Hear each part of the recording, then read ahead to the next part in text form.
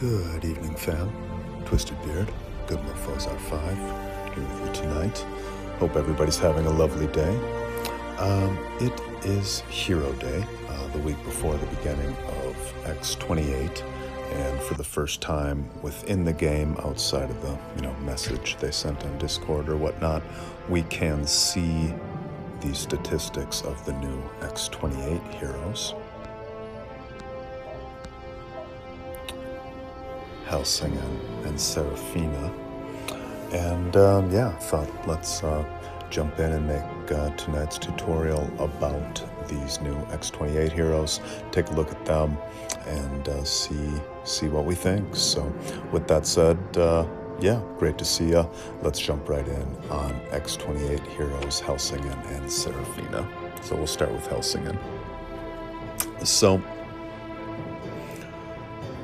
these heroes are different than any other two heroes we've seen in-game yet, in that they are absolutely, positively, no two ways about it, made to go together.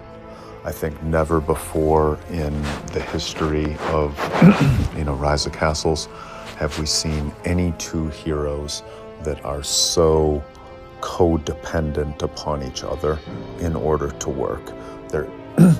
So there is no need to try and chase one of these as opposed to the other first.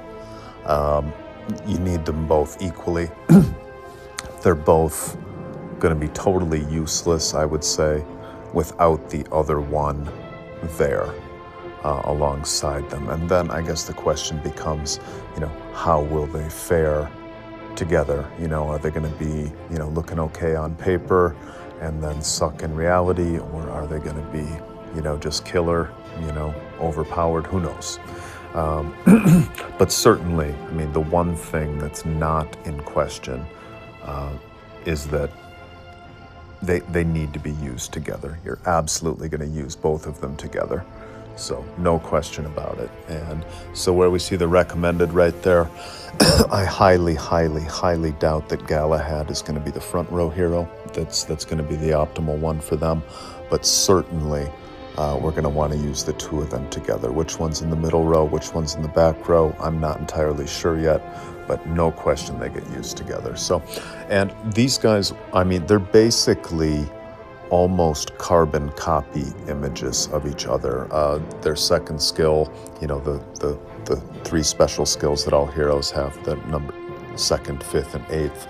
Their second, fifth, and eighth skills are almost mirror images of each other. They just have ever so slight variations between their skills there. And on that note, as we look at their skills on tonight's video, we're actually going to look at them in that way for the first time. So we'll look at the second of both, then we'll look at the fifth of both, then we'll look at the eighth of both. So let's jump right in and start out with that. So second skill, Van Helsingen, or Helsingen. Obviously he's a character from Dracula.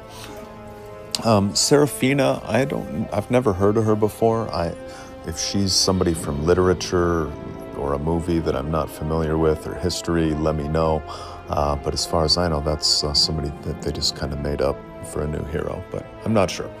But that's what I think. Anyways, second skill, Van Helsingen. 70% chance to deal 285% burning damage to random two squads. If the target is already on fire, instantly trigger 1 burning damage sentiment. The only thing I'm not sure of here, and I think it pops up in 2 of his skills, and if somebody wants to tell me in the comments, that'd be wonderful. I'm not sure what a burning damage sentiment is or does. As far as I know, that's not really explained here as we look at it, but that aside, 70% chance to deal 285% burning damage to 2 random squads. If target is already on fire, instantly trigger 1 burning damage settlement. Okay? Now, let's look at Seraphina, second skill. 70% chance to set 2 random squads on fire, dealing 285% burning damage before their next action. If already on fire, they are silenced for 1 round. So already there, you can see the need for them to work together, okay? The better part of this skill for her is not necessarily the 285% damage, it's the silencing, right? So, and for him, I don't know whatever it was called, this settlement was. I don't know what a burning damage settlement is, but I'm guessing it hurts the enemy. I can say relatively certainly that it's going to hurt the enemy more than the 285% burning damage is going to. And when he does that, he sets the target on fire. And when she does that, it sets the target on fire, okay? And if you've upgraded your lofty specialization properly, you're going to have an extra 5% chance of making sure that those attacks land. It'll bring you from 70 to 75%. So that's a 3 and 4 chance of each hero successfully targeting with that second skill. And each of them are going to hit 2 squads. So there should be some overlap, which means that, they're going to be hitting somebody that's already on fire. So the second part of the skill, the burning damage settlement and the silenced, are also going to kick in, okay? And then bear in mind for their other 2 skills that they're going to be on fire from that, second skill. So that said, let's look at the 5th skill now. When the self-squad acts, it deals 213% burning damage to 1 to 3 enemy squads and applies a dark crossbow mark. Overlapping firearm mark and dark crossbow mark instantly trigger 1 burning damage settlement. So again, it's triggering that burning damage settlement. I don't know exactly what that means, but certainly it's gonna, hurt the enemy, okay? So let's look at that again. When the self-squad acts, so that means basically every time he does anything, when the self-squad acts, it deals 213% burning damage to random 1 to 3 enemy squads, okay? So again, the damage itself is not huge, but it is going to put all those enemies that it hits, and hopefully it's 3 versus 1, so it's a little bit finicky. There's a little bit of luck involved. And hopefully it's going to hit 2 or 3 as opposed to 1 or 2.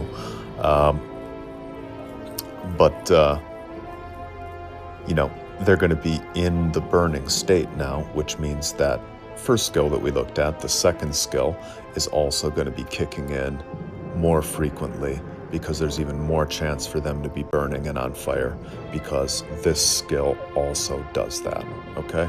So not only does this skill, do what it does, but it also makes that first skill, not only for this hero, but for both heroes, more likely to happen, okay? So, when the self-squad acts, it deals 213% burning damage to 1 to 3 enemy squads and applies a dark crossbow mark. Overlapping firearm mark and dark crossbow mark instantly triggers 1 burning damage settlement. Now we'll look at Seraphina, number 5 again. When the self-squad acts, it sets a random 1 to 3 enemy squads on fire, dealing 213% damage, so exactly the same to that point. Burning damage before their next action, and applies a firearm mark. Now that's exactly the same to this point, except she applies the firearm mark while he applies the dark bolt mark, okay? Now she, as opposed to the settlement, whatever that attack is, hinders troop recovery effects by 75%, lasting 2 rounds. So let's look at that again. When the self-squad acts, it sets a random 1 to 3 enemy squads on fire, dealing 213% damage, burning damage before their next action, and applies a firearm mark.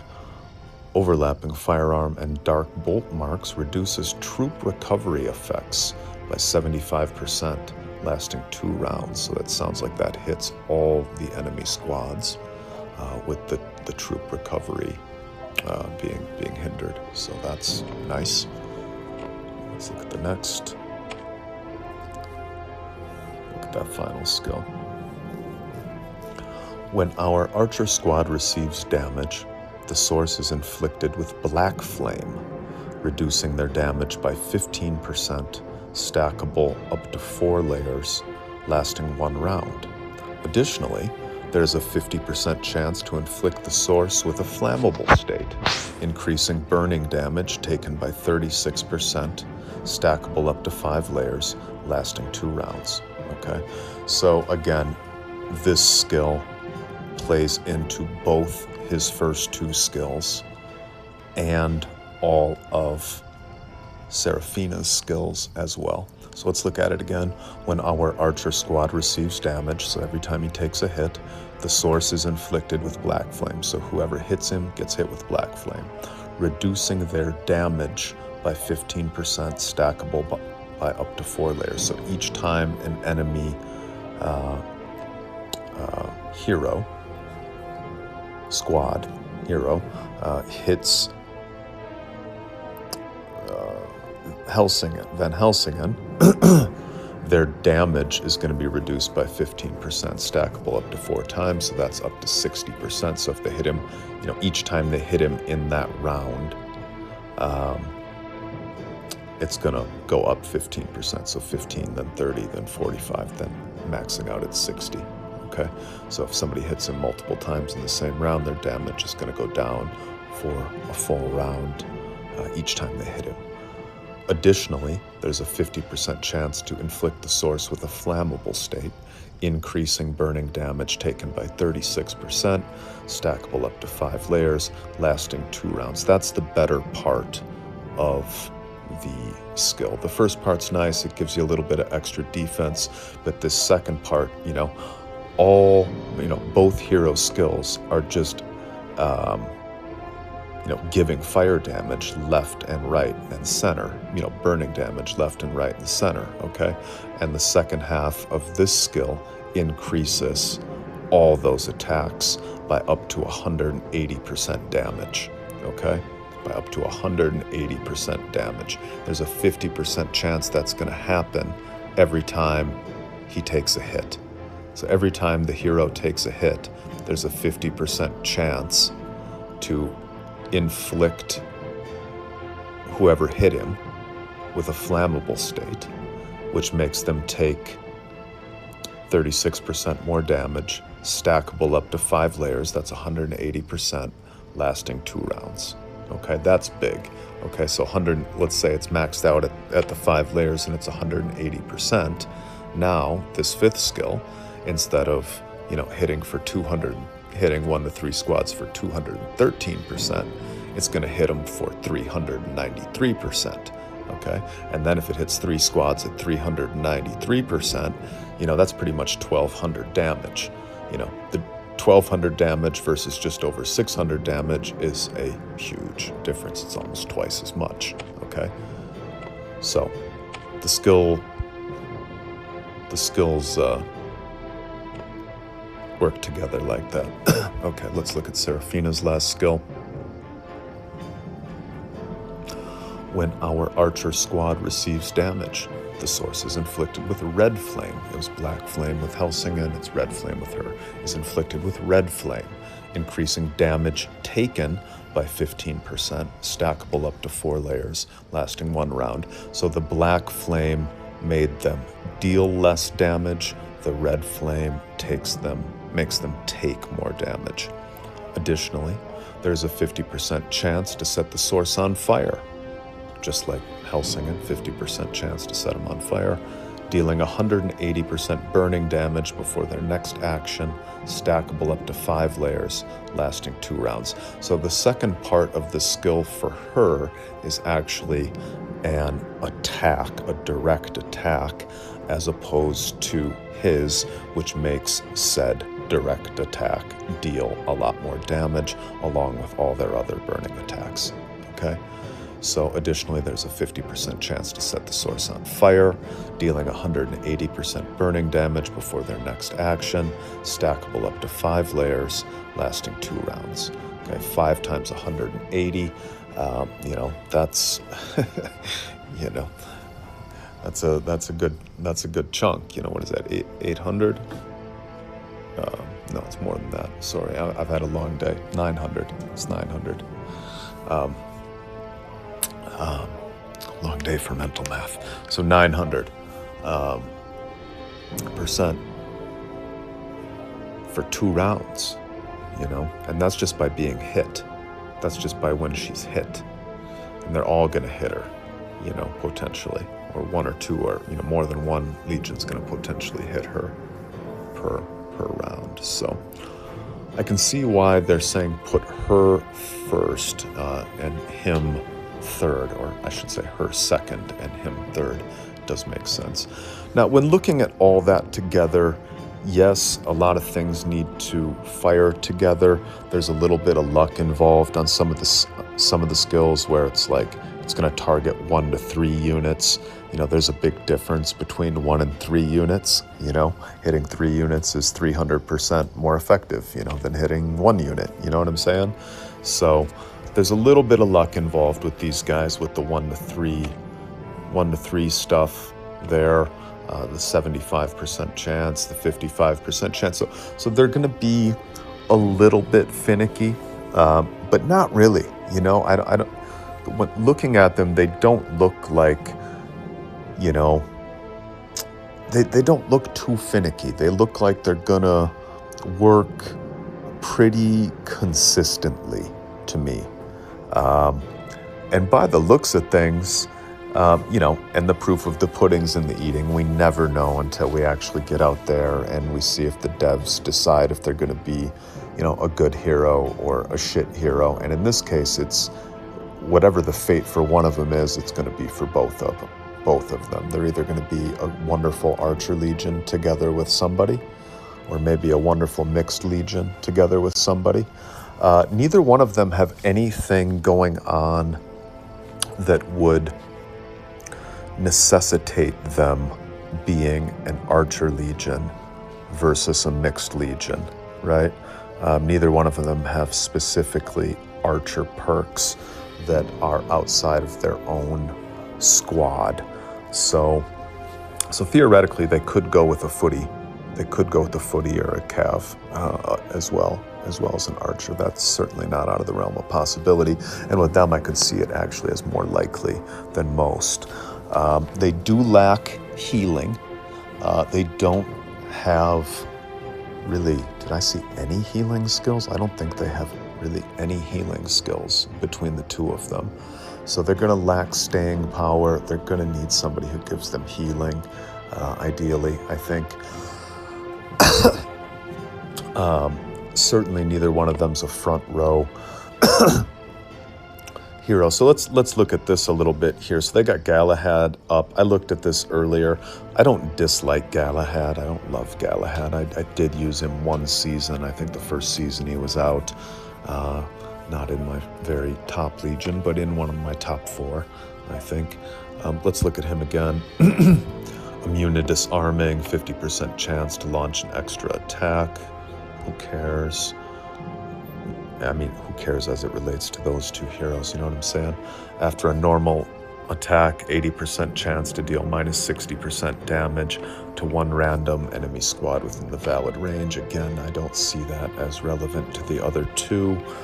And then when Galahad's troop power falls below 50% for the first time, all squads enter the guard status, take minus 80% damage. Each time taking damage, deal 355% physical damage to the attacker lasting 2 rounds. I don't see this, the synergy between Galahad and those 2. I just don't see it. Here's what I think. I think they got plenty of attack power, okay? If we wanted to triple down on the attack power, we would want to look for somebody else that has fire damage, okay? Basically, we're looking for three things in the counterpart to this duo. You know, we're looking for three things, ideally, that go with the front row hero for this duo. But I don't think it needs to be an archer. I don't think that part's necessarily imperative, and I'm feeling like this is going to be a mixed legion. Something's telling me it's going to be a mixed legion, so I don't think we should marry ourselves to an archer in the first row for these guys. But ideally what we want is this, okay? We want somebody, and I think all three of these things are very important looking at these two heroes, okay? And I'm loath to even try and, you know, prioritize, you know, importance, okay? You know, for the hero that goes with them. But I think what you're looking for predominantly is this: a hero with solid defense that can soak up some hits, you know, take some damage in that first row. Yes, their 8th skill does come into effect when they get hit, but that's not to say you want them just getting smacked consistently, because they got, you know, both their 2nd and their 5th skills are attack skills too, right? And they don't have any healing skills, okay? So you want somebody in the front row, I think, that can take some hits, take some damage, okay? Maybe is even going to have some hits or damage directed at them. Again, just because I don't see these guys as being real big on defense and not much healing. Yes, the 8th skill does come into effect when they get hit, but again, they got plenty of other offensive capabilities. So somebody that can take some hits, maybe that's the least important of the three aspects. Now, if the devs do their you know, back-end stuff right and make what should happen actually happen, what would also be an exceedingly important aspect for their front row hero, and perhaps the most important aspect for their front row hero, is somebody that also deals fire damage and is also going to make sure that there's lots of fire damage happening all the time, because basically the more fire damage that's happening, the more damage that these guys are going to do, you know, in a lot of different ways. So there are some different heroes out there that deal fire damage, so I think that would be you know, really potentially important, so long as the devs actually make what's supposed to happen when you put, you know, certain heroes together and have the combos, you know, have the natural, you know, play off each other that they should. But that's not always the case from my experience. But somebody with fire skill, somebody with burning skill should do real well with these guys. The other one, and perhaps the most important one, is somebody that can heal. These guys got no healing. They got no healing. And so what that means is, you know, they're not going to be a great legion for reinforcing necessarily. They're going to do a shitload of damage, yes. Maybe they do 500,000 damage, who knows? But I don't see, you know, what's going to prevent them from taking a lot of damage as well, which means they're not going to be able to, you know, have staying power, you know? So, you know, without somebody that can heal, without somebody that can take some hits, you know, they're somebody that you're going to send, you know, more to break reinforcements or in a castle siege. They're not somebody that you're going to be more inclined to use as, you know, reinforcements when, you know, reinforcing a castle in Eden, for example, or, you know, reinforcing a tile in Eden, or, you know, using in your defensive queue. You know, they're just not made for that without somebody that gives them really good defensive capabilities in that first row. I almost feel like they're going to have enough attack between the two of them where they're not going to need another fire skill hero, And even if there is another fire skill hero, that the devs will screw it up and it just won't work with them. It just won't click the way it's supposed to click. So I'm just inclined to think that their best option is going to be somebody that, you know, gives good defense and good healing, and doesn't just heal themselves in the front row, but kicks some healing back to rows 2 and 3. So that's kind of my gut assessment of what's going to be most compatible and ideal, you know, with them. So who could that be? What heroes could that be? Well, let's take a look real quick at some possibilities. And obviously, you know, what looks rational on paper is not usually what the end game is in terms of what combo ends up working out the best. But, you know, looking at what we just talked about in terms of fire damage, healing, and defensive capabilities, I haven't given this a huge amount of thought yet prior to the video. However, I doubt it'll be him just because he's meant to ride the bench, but just for the sake of the argument, and just for the practice of kind of looking at skills and how they work together, potentially, at least when they're supposed to, Henry V.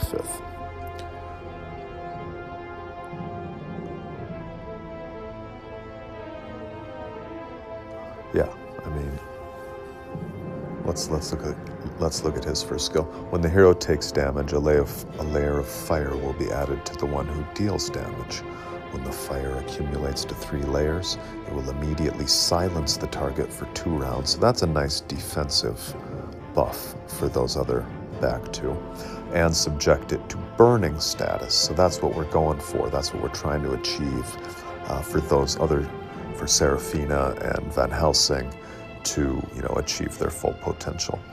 So, and subject it to burning status, making it take some burning damage. Damage rate 200%, affected by skill bonus each round, lasting 2 rounds.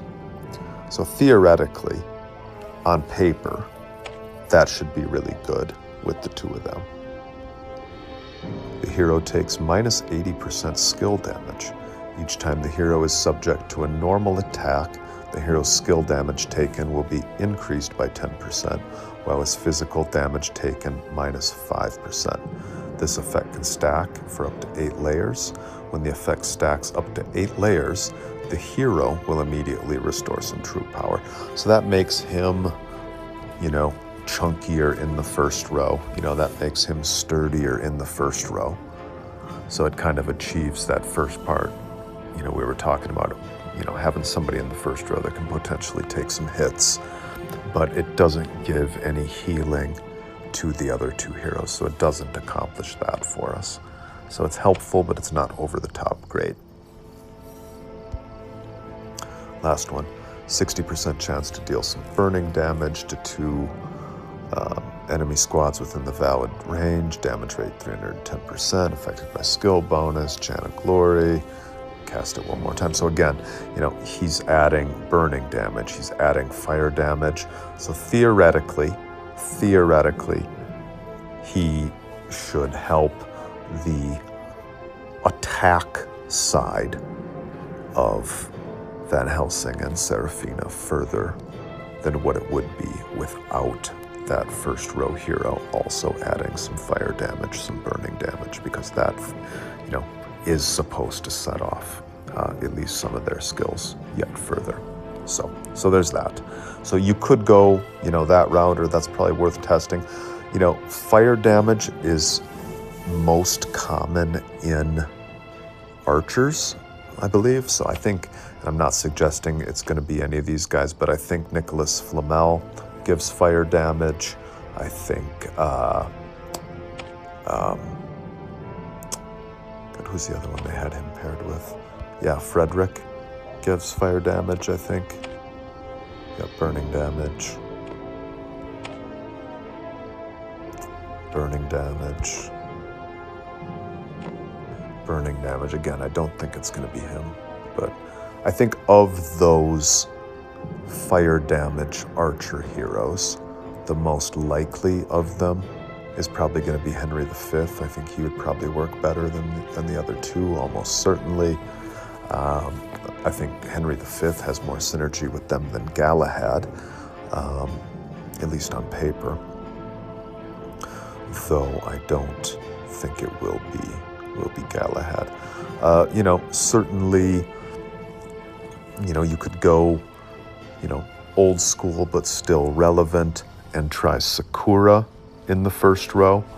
I'm trying to think of options that don't break up the El Harwa, Zhuge Liang, Henry II combo. So I'm, obviously El Harwa is probably going to work good. She works good in pretty much any archer legion. So you could, El Harwa probably would work.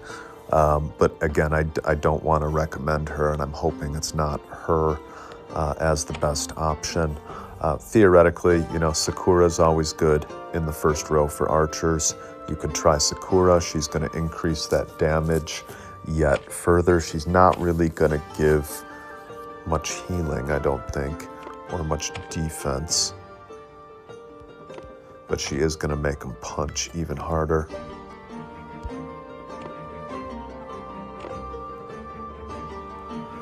Yeah, she is going to make them hit even harder and make that battle hopefully end even sooner. So, she's possible, but, doesn't feel like ideal to me. Robin Hood, especially with the skin, our side's entire squad gains the divination effect when dealing damage. The probability of triggering fatal blow and destructive strike increases by 35%, lasting 2 rounds. And, you can't get the Robin Hood skin now, of course. In the first 4 rounds, your front row squad acts first with a 75% chance to ignore the dodging effect. When dealing damage, mid-row squad. Okay, so that would give them some extra defense. And it would give the back row squad extra skill damage.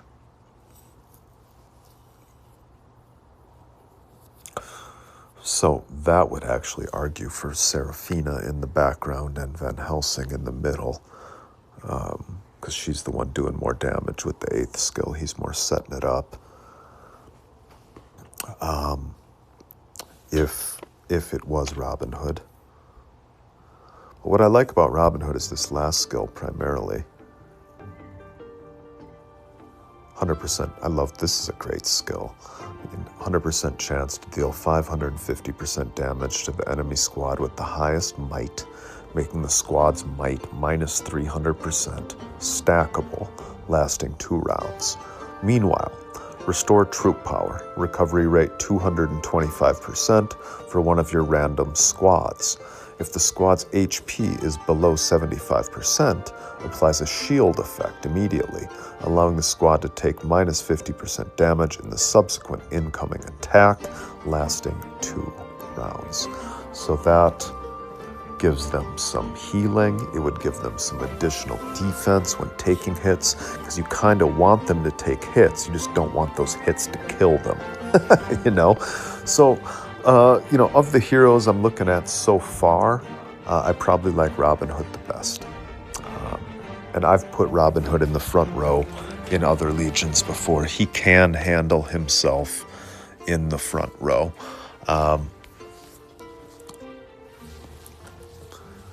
We'll see. It's probably not going to be the optimal setup because the devs like to throw you for a loop. But of the archer heroes that we've looked at so far, I'm liking Sakura or Robin Hood the best. And I'm probably liking Robin Hood better than I'm liking Sakura. The only issue there is Sakura and Robin Hood and Oliver make a pretty good legion together, which I'm using right now. But I guess hopefully we're hoping for that legion to enter the top 4. The new one was Seraphina and Van Helsing, so that would push that one out of commission anyways, so it doesn't really matter because it is my last legion. So yeah, if Robin Hood or Sakura are able to work well with Seraphina or Van Helsing in the front row, I think that would be a nice option. As far as archers, without breaking you know, the El Harwa Zhujiang Henry II option. Really the only other archers that seem potentially viable. It's not going to be Boudica. She sucks. And doesn't fulfill the needs of those heroes anyways in terms of what her skills really do. She's more of an attack hero, and her attacks don't mesh with theirs, and yeah, she's not right. Hector, from my experience, is just the big suck. So, I mean, it might be possible that Hector ends up being a better option than Robin Hood or Sakura just because of his healing skills and defensive skills, but they seem to just want to make him a bench warmer. So, and if you haven't already spent the money on Hector, I would not advise spending on Hector. Sadly, I have him maxed, so it would work out well for me if Hector does well with those two, but I have my doubts. But other archers, I really don't see much in the way of archers that's gonna work with them. So I think more so than cavalry, that would probably bring us to footmen. Be crazy if Attila worked with them as cavalry.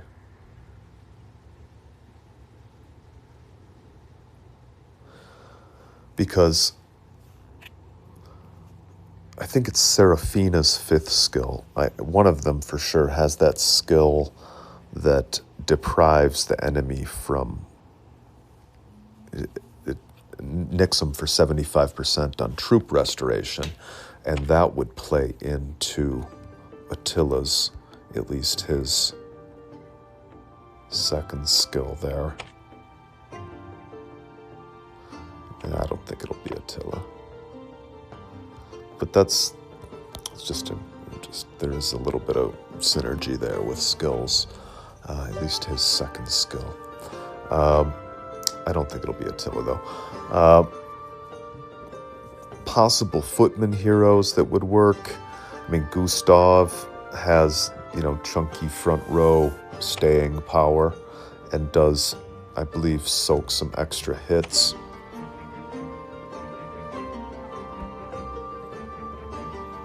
Yeah.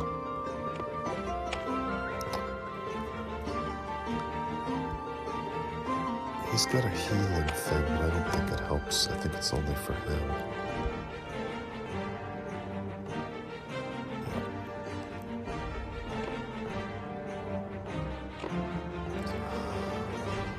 Gustav is a possibility.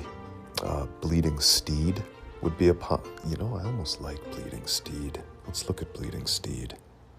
Because keep in mind, these guys take a lot of actions as well, okay?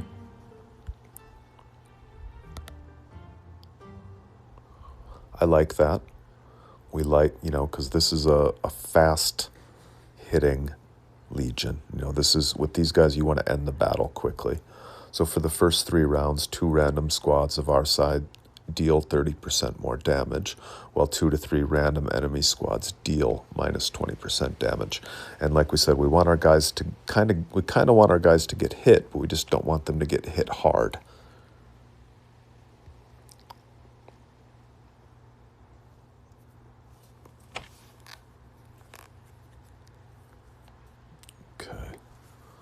I would almost argue for Theodora, but I'm sure we don't want to break that from the, you know, Cyrus and Quixote Legion. But okay, 1 turn prep, 50% chance to confuse 2 random enemy squads within range. Skills and basic attacks become random, lasting 2 rounds. That's not a great skill. That's kind of a shitty skill, if you ask me. But during battle, when all friendly squads receive damage, 50% chance to recover some units. So that one's good. His second skill and his 8th skill would help provide some staying power and some healing and some hitting power in the early rounds to them. I almost like Bleeding Steed the best so far. I almost like, you know, and of course, you know, we could probably grab some heroes from some of our other top legions, right? And they're going to work better than, say, maybe a Bleeding Steed or a Robin Hood. But the thing is, that comes at the expense of breaking top legions. So the only time it's worth breaking a legion is if you're making something obviously that's even better, and I don't see breaking any of those legions to create something better necessarily here, with the possible exception of, you're not going to break your Herald Legion. You're not going to break your, you're not going to break the Quixote Cyrus Legion, Theo. And she's not really a first row hero anyways. Really the only, maybe Gustav would be worth breaking for. The Gustav Albrecht Legion is not great. That's just kind of filler. So yeah, Gustav potentially, if Gustav works really well with them, it would be worth breaking Gustav. We don't want to break El Harwa or Zhuge either. So Gustav, potentially. Or Sakura or Robin Hood, at least as far as, who I have in my legions. So as Hector maybe, Bleeding Steed maybe. It's going to be about testing. It's going to be about testing. But theoretically, Bleeding Steed would make sense on a mixed legion. Gustav could kind of make sense on a mixed legion. I do like Bleeding Steed better than Gustav on a mixed legion. Maybe even...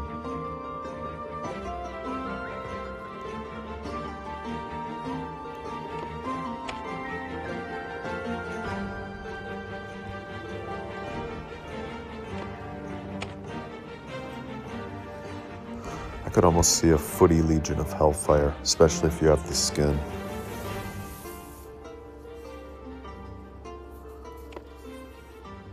If it goes long, that extra 40.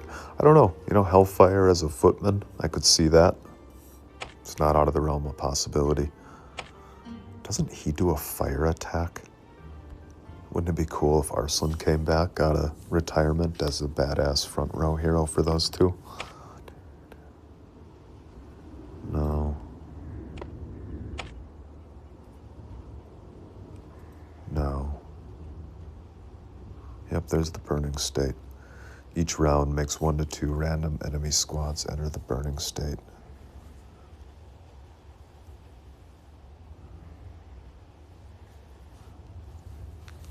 Well, it's pretty easy to get an Arslan skin these days, and that's not even crazy. It's, I doubt it'll be Arslan, but when you look at his skills and with all the fire that those two are doing, and look at him, when the hero squad takes actions, deals an additional 350% damage to enemy squads in burning state.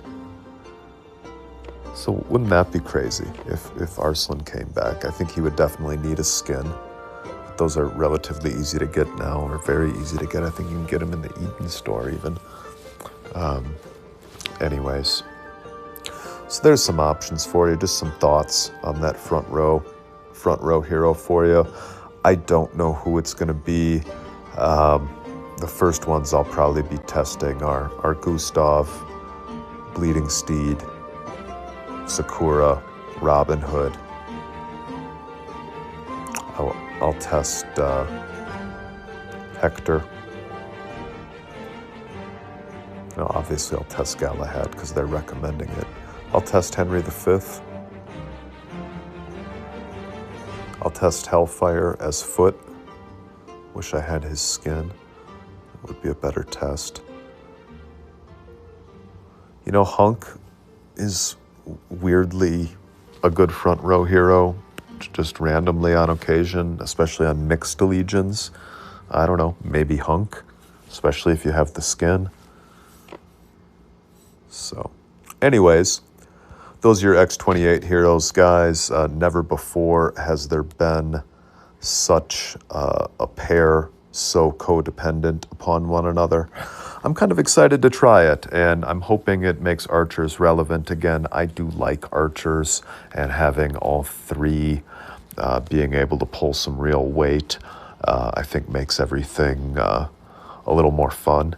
And it's been a long time since an Archer Legion was the top Legion on the map. I don't think this is necessarily going to make that happen, but I think it would be cool if it did. And I think if anything is going to make an Archer Legion kind of tops on the map right now, outside of some like crazy Royal exclusive hero, it's going to be a dual combo hero. You know, dual hero combo like this. I don't think they want to piss everybody off and have us chase two heroes that are absolute shit. So hopefully this is a really good thing. We'll see. Hopefully. So I am going to chase both these guys. I'm going to have high hopes. I'm going to have high hopes for archers. I'm going to have high hopes for Helsingen and Seraphina. I think they're going to hit really hard. My big concern for them is their defensive capabilities and their lack of healing. So if we can find a good hero to offset that in the first row for them, I think they got some real potential. Again, don't marry yourself to necessarily a strictly archer formation for them. Try mixed legions. Neither one of them, I didn't see anything in either one of them that mandates that they're archers. And frankly, I think a nice footy Legion out front for them is going to be better than any of the archer heroes I'm seeing, because yeah, that's my assessment. That's where I'm at. Hope it's helpful. Hope all you guys have a wonderful X28. Hope you get the map you want. Hope you land amongst friends. Hope you make new friends. Hope I see some of my old friends here. And yeah, well, best of luck to all of you. Best wishes from all of us here at the Good Mofos. We're getting back into regular groove here on our videos, which we're thrilled about. We'll be doing lots of Eden videos, I'm sure. And yeah, have a great rest of your night, guys, and we will see you.